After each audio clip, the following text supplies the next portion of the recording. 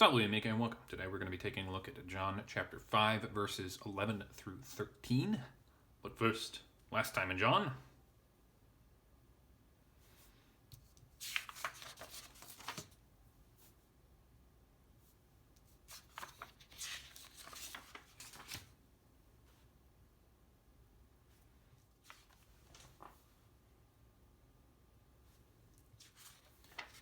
Here's our rubric, everything we look for as we go through the text. Let's get started.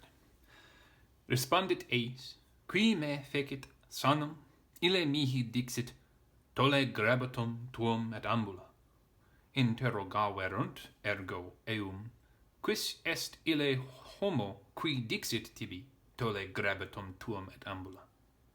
Is autem, qui sanus fuerat effectus, nesciebat quis esit Iesus, quis esit Iesus enim declinavit turba constituta in loco.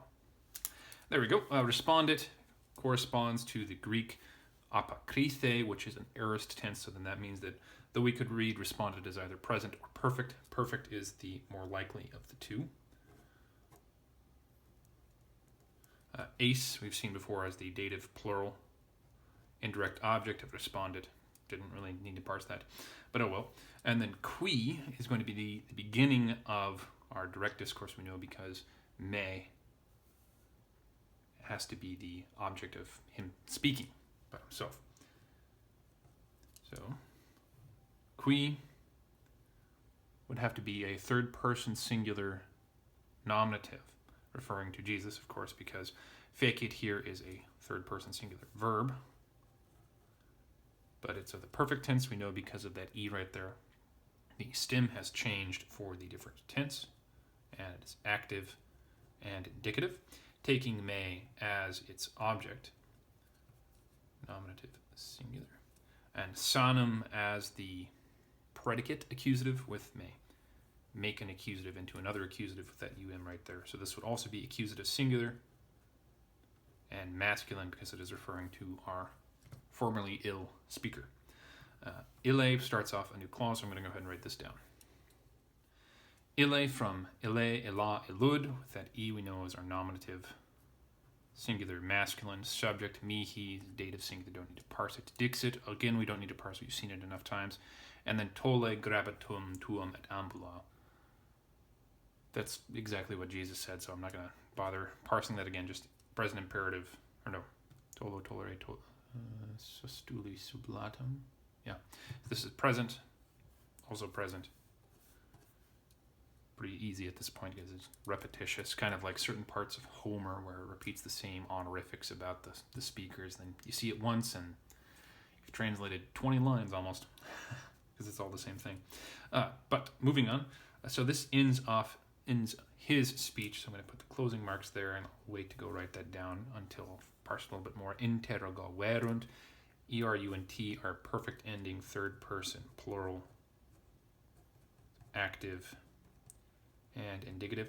So it's more than just rogo, which is to ask, but it means here what it looks like they interrogated, so we can assume this is a fairly intense interview, rather than other places where we've seen a rogo, where it's just a question, no scrutiny, no high pressure, as it were.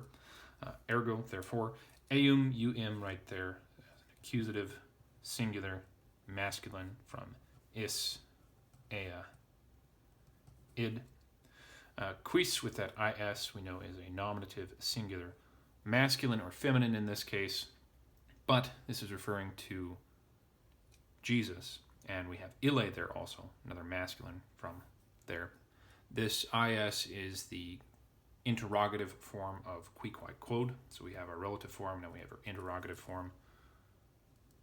Est, don't need to parse that. Ille, homo, qui, again. Dixit, so many words that we don't need to parse because they're everywhere. I'm going to write that huge amount down. This is going to be a pretty short video, isn't it? Notably, in the Textus Receptus, the Textus Criticus version of the Greek, the word for bed does not appear in the text. This is just another reminder for us that this Vulgate pulls from different Greek sources than the oldest ones that we have found, or the apparently oldest ones that we have found. It doesn't change the meaning of the text. It's just that the more probable Greek version appears to just say that it may indicate to us that the Jews were speaking quickly. I don't know. Not a big deal. Moving on. Is, again from is, id. So we're switching from them as the subject back to the singular man as our subject. Autem telling us that we have a new clause here, so the versification is correct. Qui referring back to is, nominative singular. Don't need to parse that. Sanus, us there, pretty clear. Fu erat ioreti from sum esse fui off of the perfect stem, and we have eram, eras, erat ending there for pluperfect, but paired with effectus, us right there, nominative singular, referring back to qui, modifying that, the predicate with fuerat, and no, not predicate. Sanus is the predicate, effectus is the adjective modifying sanus. This would come from efficio, efficere, effecti, no, because it's facio, facere, feci, factum. This might just be a normal adjective and not a fourth principal part, as we have seen. I don't remember how many pages ago it was. Maybe it was the last page. It's a long time between recordings here. But this might just be a normal adjective, so that would be nominative, singular, masculine, and then fuerat, as I already said. Pluperfect, active, indicative. We've seen previously a pluperfect with a perfect passive participle and a kind of weird paraphrastic thing, but I think in the same order as here. The verb of being prior to the participle, which is not the normal way for a standard paraphrastic. But there we have that. Neskie bat there for third, singular, imperfect tense, active, and indicative from our verb neskio, the ne right there, negating the verb skio. So was not knowing, used to not know, began to not know.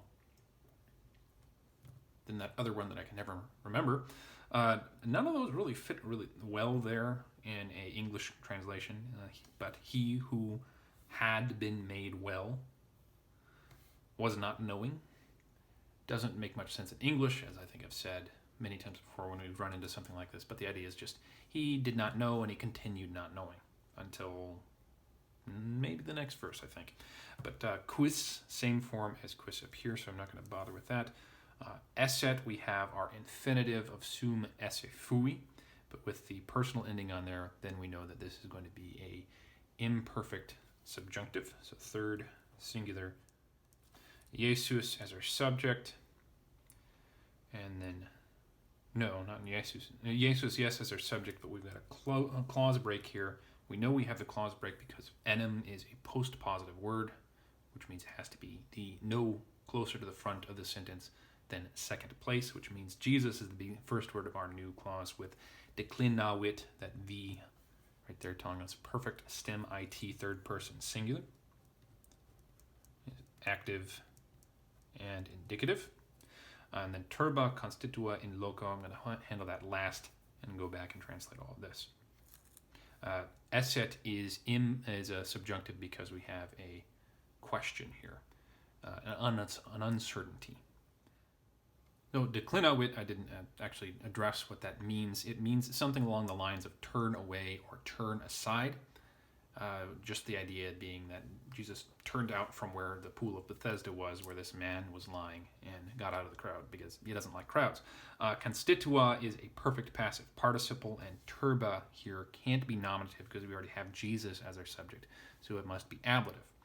Ablative noun with ablative adjective give us a ablative absolute. Enim tells us what type of absolute we have. We have a causative absolute because a crowd constituad in loco, in place. So locus loci, that's ablative, singular, masculine, plus ablative there. Constitua itself means to stand firm. We get the word constitution from, naturally. To station, to set in order. What we have going on here is we have this huge crowd of people who are stationed, who are set in order around the pool of Bethesda for the same reason that our speaker, or our unknowing man, our Nesgiebat man, was stationed there himself. They're waiting for the stirring of the water, whether or not that actually happened, so that they can all go in there. Huge crowd. Jesus selects this one man out of them all to heal. But initially, it's a pretty weird word in English to choose, but in the context of what's going on, it makes a little bit more sense. So I'll write down the parsing, translation, and join you again momentarily. And there we have our translation. Let's go ahead and take a look at this in its own context. He answered them, "Who made me well? That man said to me, 'Take your bed and walk.' Therefore they asked him, 'Who is that man who said to you, "Take your bed and walk"?' He, however, who had been made well, was not knowing who he might be, for Jesus turned aside because crowd was stationed in the place." Thank you very much for joining me. I hope taking a look at this has been helpful for you, and I hope that you have a very good day. Farewell. Walleye. I say walleye, I don't say farewell.